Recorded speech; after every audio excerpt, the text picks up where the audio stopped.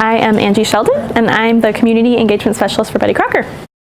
So one of the best parts about my job is that I'm on the front line of all the warm and fuzzy, complimentary, loving things that people often post on our Facebook wall.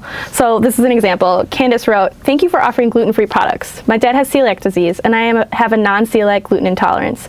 Thanks to your products, we can enjoy birthday cakes with icing, cookies, and brownies again." Usually, like, family members will be like, "Angie's Betty Crocker," and no one ever knows what that means, but then I have to explain it, but people think it's pretty neat.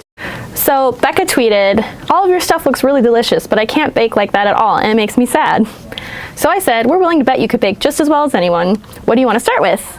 And she said, "What's the easiest recipe you have?" So usually when I get here, I'll check in with all the pages, make sure nothing bad happened. You know, that's one of the great and the bad things about social media is it's all out there.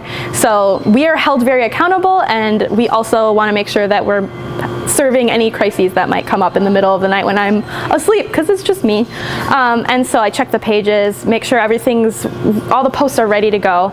And usually I'll have at least a handful of meetings in a day. Either we're talking about content planning, we're talking about brand priorities, we're talking about, birthday campaigns or something like that. I try and check in as much as I possibly can throughout the day and make sure everyone is getting taken care of. But it depends on how many meetings that you have in a day. And sometimes I come down here and eat. The most surprising thing is the amount of strategy that it goes into a position like this. Every Christmas, I think I go home and tell a new family member what I do, and they say, "Oh, I could be on Facebook all day."